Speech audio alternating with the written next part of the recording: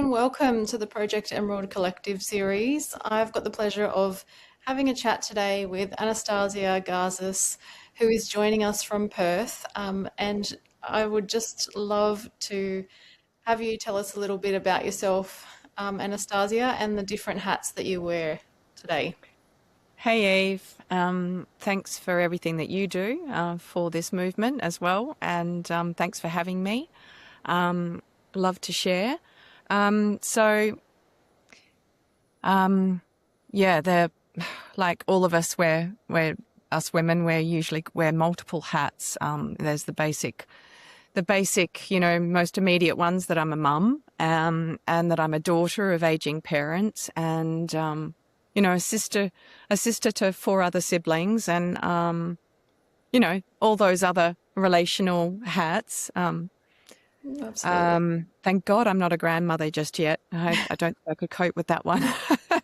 But yeah, I'm a business owner. I have a couple of new companies, new startups, and I love working in the philanthropic community as well. Um, I work in with Impact 100, and I really enjoy learning more and more about what's going on in my local community with regards to social initiatives and things like that. So yeah, got the Slow Fashion Hub moving along at its infancy still, and Euphoria is my other company that I'm working with. Yeah. Yeah, such a busy lady, and thank you for the movement that you're creating, especially over in WA with the Slow Fashion Hub. And yeah, I can't wait to dive in and share with the audience a bit more about your journey. So, looking back, what are the three pivotal moments in your life that shaped who you are and lead the work that you're doing now? Wow. That's actually goodness. Okay, so I think that there was a huge growth that came from deciding to go back to university. And I thought that I was never capable of going to uni. I went to TAFE and became a fashion designer as a young student. But so going back to uni in my 40s, that and I studied behavioral science and majored in social justice. And that was a massive pivot in my life and a real growth moment. And the other one I could probably draw on is, it's it. People don't normally want to talk about it, but deciding to leave my marriage, which was very unhappy, and making the decision there to move on, another massive growth moment. And not just a growth moment, but growth years. And then the third one I would probably draw on would be when I went away after I graduated and I was divorced and my kids were old enough and they were all at uni. I went away to Greece and I became really unwell while I was away, and I lost the use of my legs, and then I had a number of minor strokes, and I ended up in hospital in Greece. And I think that I just remember my attitude there going, no, I'm not done. Like, this is not going to stop me. I've got things that I want to do. And I think that, having that moment where my health was going to be there and that I was going to be able to walk around and do all the things I wanted to do. And I wouldn't be, impaired, if I had strokes or whatever. So I guess I was taking my health as a given for my future. And I think that was a real pivotal moment as well that really sort of gave me that urgency about moving on. I recovered. I recovered very well, and I from those incidences, and it's taken a few years for all of sensation and stuff to come completely back, and coordination, but all I'm 100%. So yeah, that was really, really motivating for me to just do as much as I can while I'm as able as I can. So just making the most of every moment and to just keep moving ahead on the things that make me happy and make me feel like I'm aligned and joyous, and do what I can. So yeah, I don't see my work as work. I see my work as real pleasure, and I feel like I'm sort of coming into my being or every day. So yeah. So they're probably three major shifts in my life. I love that attitude that you have. So tell us a little bit about the journey that led you to create the Slow Fashion Hub. So I guess the Slow Fashion Hub is a progression of where I was in my early 20s when I first graduated as a fashion designer. I pretty much went straight into self-employment at around the age of 21, 22. I had done some work for some fashion labels before that. I was working while I was studying, and for about 8 months or something after I graduated. But it was around the time that Australia was dropping the tariffs and all of the companies in Perth manufacturing industry was sort of shutting down and going offshore. And I think that's what had me push into eco-clothing. There was a lot of stuff about the environment at the time, locking up our old growth forests, but people were still cutting down the Amazon. We were still using just as much timber in Australia, but not our own timber. And there was a lot of ethical stuff in everything, to the fashion industry, the timber industry, and lots of other industries that were really upsetting for me. And I didn't want to be a business person playing with those rules. Mm-hmm. So now, a little bit of logic with regards to why my headspace was there. My mother was a social worker, a bit more than a social worker. She started Northern Share and Care in the Wheatbelt where I grew up, and always considering and dealing with local issues, whether that would be women's refuges or respite for disabled children or foster care, home and community care for elderly. So there was just non-stop projects my mum was taking on. So I was very socially minded. And my dad was an entrepreneur and a businessman who came out to Australia when he was only 17 from Greece and made a living and did exceptionally well to, raise 5 children and, 5 well-educated, successful people. So, I'm a combination of those that brought me into my early 20s that decided that I was not going to participate in the fashion industry in the way that things were done. So now the Slow Fashion Hub, I closed the business. I had 15 sales reps around Australia and I had a retail outlet in Fremantle. It was all just too much with my second child on its way, on his way. At the same time, I was lecturing at TAFE and in the fashion department. So then when I decided in that second part, after those 3 pivotal things happened to me in my 40s and early 50s, I then looked at the industry where it was at, and I was still not content with where it's at, and I still feel that there's an alternative industry there, and I just feel that if the intent is not there within the fashion industry to be different, mm-hmm. Then I feel that there is a lot of people with a lot of good intention that if we were to stop considering ourselves as the fashion industry and understand that we have different motivations, different intentions, different purposes of why we do what we do, that if we were to, come together, aggregate, that I think that we would feel less alone and feel like we had some vehicle to move forward together with. So that's my concept with the Slow Fashion Hub. I don't ever want something to be reliant on just me.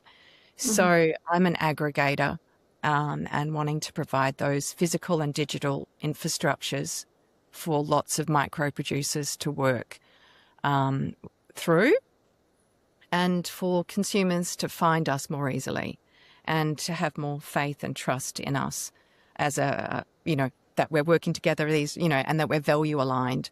Hmm. And yeah, that's our plan. So that's why I started building the Slow Fashion Hub, and it is still at its infancy. I know that I can't carry this on my own, and I think everybody else knows that they're only just one cog in the wheel Hmm. of a circular economy.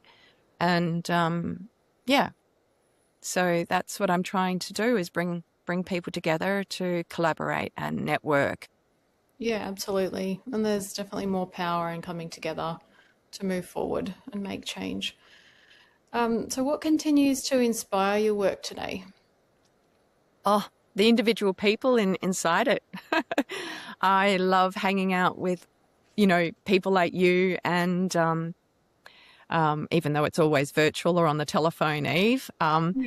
If I, But all Mhm. of the, facilitators that are coming to the hub in Fremantle, I just love that real interaction with people who have been working in the fashion industry for years, whether in the manufacturing side of things or the design side of things, academic side of things. I've got lots of really talented facilitators coming to turn their hand at teaching the public something different and a new way of looking at their clothes, and what they would consider textile waste, and sort of changing their mindset about textile. It exists and it's a resource, and it's not waste.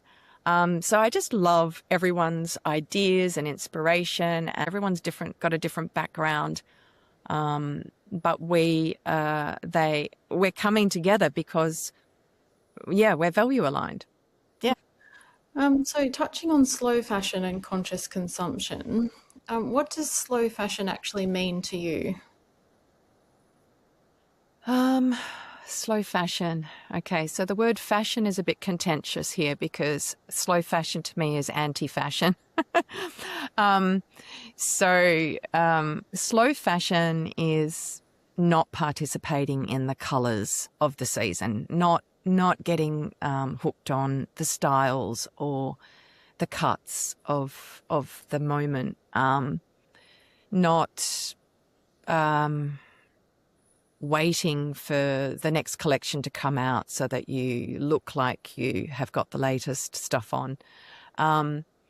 It's sort of liberating yourself from that machine, Hmm. and and slow fashion has many aspects to it, but it's buying what you need. It's manufacturing only what is needed. It's making clothes with more natural materials that have got circular potential, or biodegradable potential that is not harmful to the earth. It is repairing. It's upcycling. It's using scraps for other things, like outside of clothing side, move textiles into another. There's textiles in everything. There's textiles in pencil cases, which is not fashion. There's textiles in laptop bags, duffel bags, dog toys. There's so much textiles can be reused and repurposed for and in our lives. And I'm not talking about making that an industry. I'm just talking about, taking an old T-shirt and utilizing it for longer, extending the life of the textile, not keeping it as a garment for fashion. Hmm. So there's many aspects to slow fashion, and the word fashion is actually an oxymoron in in all of that. Yeah. Yeah, it's so interesting that you have that perspective and you can see that your journey shaped that and what you're doing now. Why do you think so many people feel disconnected from their wardrobes despite having more clothing than ever? I think that we're time poor, and I think that we generally live with feelings of stress and rush. And yeah, I've got lots of bad choices in my wardrobe too. We're all guilty of it. It's just getting better at making less in the future. Um, I think that we are the marketing machine of the fashion industry is very persuasive, um, and we don't have a lot of time, to think about who we are and what makes us feel happy and alive, or to actually act in that way. So I think that it's not just our connection with our clothing; it's our connection with ourselves. Hmm. Um, and then, yeah, we make quick decisions, and we don't understand that we are unique, and that my coloring, is different to your coloring, um, and that my body shape's different to yours, and or my metabolism's different to yours, and we don't own ourselves very much. Like some of us fluctuate. Um, you know, we get larger and smaller throughout the month or whatever, and we don't buy clothes that are necessarily appropriate for that, like wraparound skirts or that give us a bit of movement or, um, yeah. So, yeah, I think it's the disconnection with ourselves rather than only the disconnection with our clothing. What have you experienced as some of the biggest misconceptions about sustainable fashion? Um, I think that, oh God, where do I start here? I feel that the biggest misconception with sustainable fashion is that we are waiting for the fashion industry to change, and then it's all going to be okay. So, like, it's the fashion industry's fault, and or it's the consumer's fault. The reason why we're not sustainable is blamed it's consumer choice, and that the fashion industry is just responding to what consumers want. I think both of those are incorrect, are a misconception. If we Hmm. want sustainable, if we want sustainable, and I'd like to take the word fashion out of it, if we want sustainable clothing and textile industries, Hmm. um, I think it starts with being able to identify intention in that particular business, and their values, and not also for consumers not to wait for the industry to change, for just to start doing little things that are in our control and that are in our power. Hmm. That might be, buying better quality, buying less, buying stuff you love, as we just spoke about, shopping with intention. Hmm. So these are the things that we individually can slowly get better at doing, and correcting our wardrobe and slowing down the flow through in our wardrobe. Hmm. Uh, and that will make a huge shift in the sustainable textile and clothing industry. Like that will support the brands that are making with organic fabrics, or natural fibers or innovative fibers, or natural dyes. It will support the designers that are designing correct, like for longevity and for circularity, and for recyclability. There are so many aspects to what we're talking about, but I think the biggest misconception is that the fashion industry is going to change, Hmm. and that is what's going to save us. Mm. Uh, and I don't think that I don't want to say that it's the consumer's responsibility. I don't want to say that, because we do need to have access to ethical brands and sustainable brands, but we also need to know where to find those, and Mm. that's hard. Um, but yeah, I think waiting for the industry to change is not going to get us there. Um, and being wasting your money on very, very expensive brands that are still producing exactly the same way as the industry does, who makes environmental claims is not necessarily the way to do it. But it's buying secondhand. It's using apps like yours. It's slowly changing the way that we value our clothing. That is going to create sustainable clothing and textile industry. Yeah. Yeah, yeah, that's true.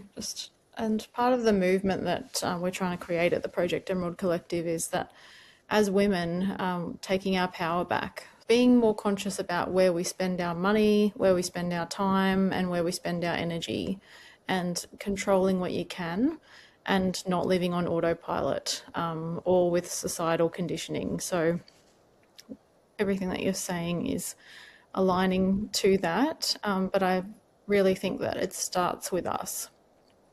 Yeah. And also, once again, being kind to ourselves. We can control so much in our lives, but when it's too hard to push against the grain, just, and sometimes we have to go with the flow, because we're exhausted.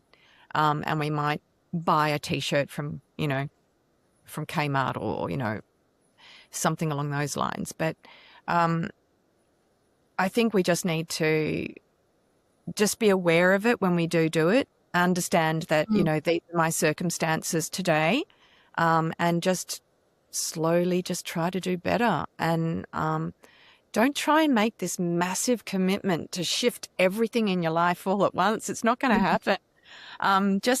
Nibble away at the things that are accessible to you today. And that might just be mending a hole on a t-shirt or putting an applique across it, or putting that button back on the pants instead of buying a new pair of pants. Just little things. It doesn't have to be massive. Yeah, one of my mentors this week actually described it as where can I be 1% better today? Yeah. Yeah. Just Which I thought was achievable, was way more achievable than thinking like, it becoming overwhelming, like where do you start? yeah. Yeah. How does personal style evolve as we move through the different seasons of our life, in your opinion? I think for me, I've probably become more confident as life's gone on, and so I think that I'm willing to take sort of some, more bolder expressions every now and again. That's not every day. So I think it does evolve different times of your life, and different activities that you're doing. You show up in different activities in different garments that, make you feel different, right? So you might turn up to a gala event in, for me, it might be my mum's stuff from the 70s that I might go, yes, I'd love to wear that to this gala event. And it's got heritage in it. I've got memories attached to my mum being so gorgeous going out in these outfits. Everyone's got a different way of its sort of style manifesting itself over life. Yeah. Yeah, looking at it like that and honouring that heritage, I think keeps it more interesting and authentic. Yeah, it's just got a nice feel to it. It doesn't have to be only about me. It could be, me reliving my mum's memory or feeling like I'm walking in her shoes a little bit, or, yeah. So maybe it looked better on my mum than it did on me, but it doesn't matter. Why do you think community is such an important part of creating lasting change? Because we need each other. That's pretty simple. I couldn't sustain my day-to-day activity if I didn't have positive affirmations coming from people that I'm working with, or that's my community. I also see, I sit in on the classes that my facilitators take, And I love the fact that people are sharing and that, they're sitting there weaving a basket, but they are talking about their life and they're talking about, what's challenging for them at the moment. And they're sharing and they're supporting each other. So textiles is the medium in our slow fashion hub to bring people together for those conversations and to feel like we're less alone, and gets people out of the house to come and join in. And I think, yeah, we need each other is the basic answer. And it doesn't matter which way we get out there and we interact and we support each other and we meet new people, and expand our little worlds, and we feel more secure. That's great. What role do you think communities like the Slow Fashion Hub play in helping people move from awareness into action? One of the last assignments I did at uni was around the concept of dissonance and its link to well-being. And the group that I was working with, we went down into the clothing, the fashion industry, and how we interviewed a lot of people. We interviewed a lot of people, and we said, how did they feel about the clothes they bought last week or whatever, and they feel really negative about themselves. They feel really upset with themselves. They're sort of beating themselves up because they know what the industry is like, and they feel like they can't avoid supporting it. But they didn't have alternatives. And some of the things that came out of that, the surveys, were a lack of time, a lack of knowledge about how to do things, because it's been a generational gap now. And women going back to work, and filling the roles in different ways that we did when we were traditionally in the home caring for that space. It left a void, so a lot of knowledge has been lost. So yeah, they said the lack of time, the lack of knowledge, the lack of facilities like equipment and places they can go to learn and do these things. They were really important. A lack of alternative. Yeah, there was a lot of despair in that.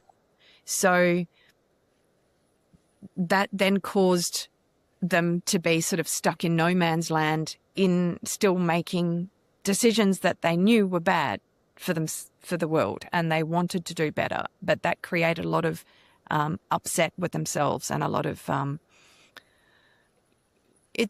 well-being issues, and that's dissonance when you're not acting in accordance with your values.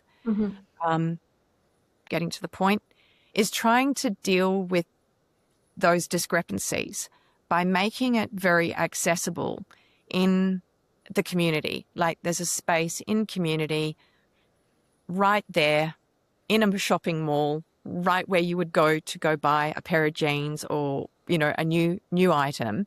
That alternative is sitting right there in front of them. And instead of going shopping for a new pair of jeans, they book into a class and they learn how to fix their pair of jeans, or to make them more exciting so that they love them again. It's cheap when it comes to, time, things that people would be doing with their time for entertainment. You have to substitute another activity with this activity, yes, but you're still getting all the socializing out of it. You're still getting, that joyous connection with other people. It's fun, and you're repairing your clothes at the same time or learning some new skills. The equipment's always there and it's always accessible, so people can even come and use the space just for their own projects.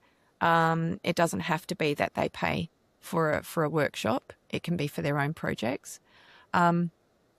So I'm trying to address some of those things that were blockages for people to actually act in accordance with their values. And And then, yeah, overall, I hope that that improves well-being and brings hope back to the community of that, and makes them feel like they have agency again. Yeah, and that they can take action. Just small steps. Mm, I love that. I can't wait to visit. What have you learned from bringing people together around a shared purpose? Oh, that it grows. It's like an atomic bomb, right? Um, it takes on a life of its own, and that's not for me necessarily to control. I just love. It's like I just put it together, and then I just let it become what it wants to become. Hmm. There are so many aspects that need to be developed in a circular textile industry, and that whatever these community coming in there going, oh my God, I can crochet.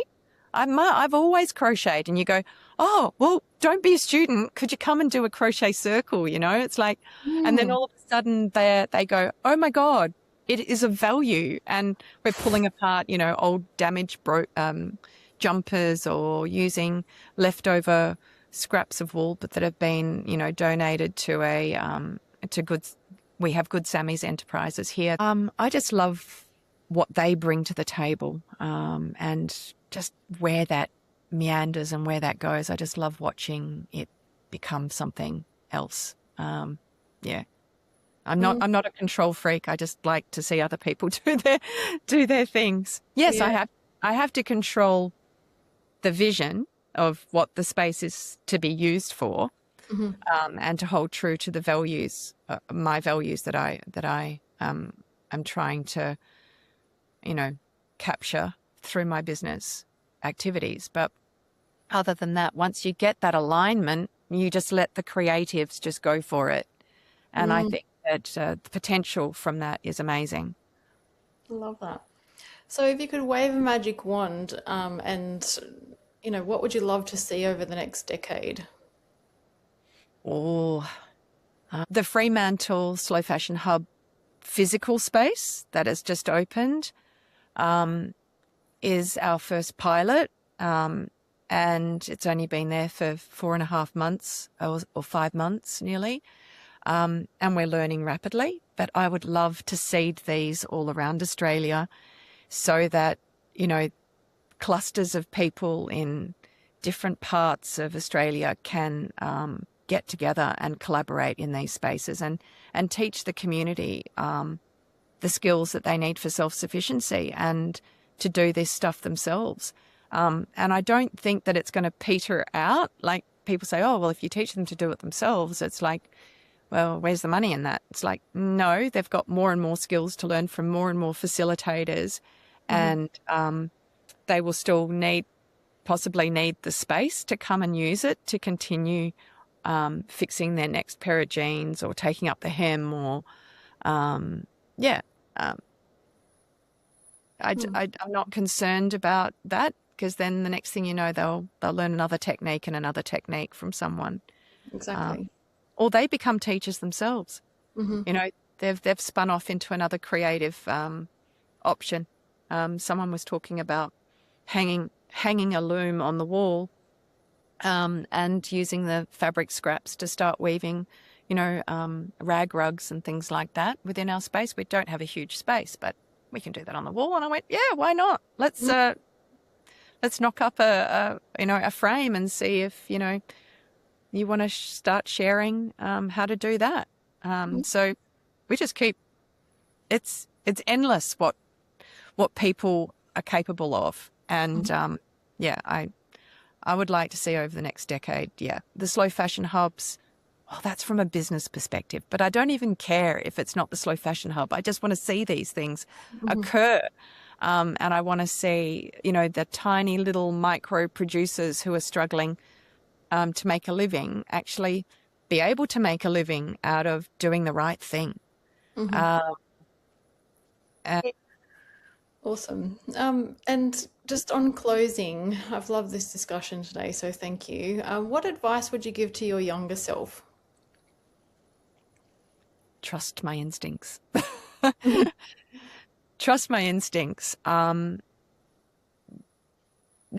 Having an idea and sticking with it, regardless of taking the blinkers off and looking around. But sometimes your gut is right. And have a look at the reason why you feel a certain way, of course, but yeah, trust your gut generally. Be reflective, but Yeah. don't doubt yourself and just because you're thinking about things differently or you're not mainstream, it's okay. Mm. Yeah. Well, I think from the message of today, it's just about being intentional Yeah, yeah, and doing what lights you up and following your intuition. yeah, probably. Yeah, but yeah, that's right. And that they could be tiny little things that we just shift every day, that bring us more happiness, more joy, and more alignment with our actions and values. Maybe just start. Yeah. Awesome. Thanks so much, Anastasia. I've loved the conversation, and I will include the links of where to connect with you in the show notes and on our school community. Great. Thanks very much, Eve. Lovely chatting with you.